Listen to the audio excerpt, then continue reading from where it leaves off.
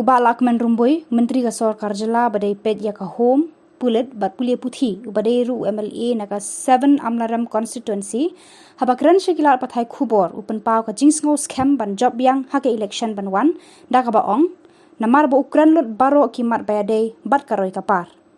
Bat hapok ka Sarkar MDA, uyathu ba ulala ban wan ra shibun ki kampen roi hapok ka constituency, bakun thop nadu ki surak kali, ki jingking naka bentai kinong ram, ka umbam umdi, ka pule puthi, ka kam jengok kai, ka baladap mang sau poklur bat kiwe.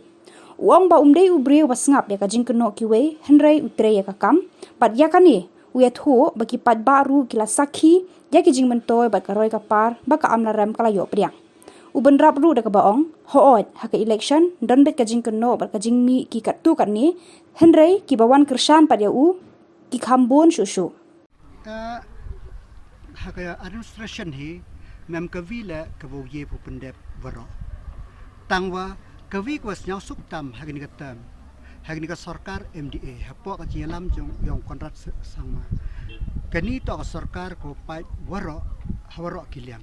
tangan kleng ngakam u MLA yong ka amrem konstitusi ngas nyau kemena tharai hirta yong nga pham uju yua kam ke jingle bhai yong ke sarkar ye konstitusi hapo amrem kam ke nigatam ko pai naduk ki school infrastructure haduk ki thau sumar haduk ki surok ki bro ye ku angwa ka te ka surok dang si in it is a work in progress. You cannot do everything in one go hanre ki sanction de yo ki sanction de lai chakman ta ikrmeni wato u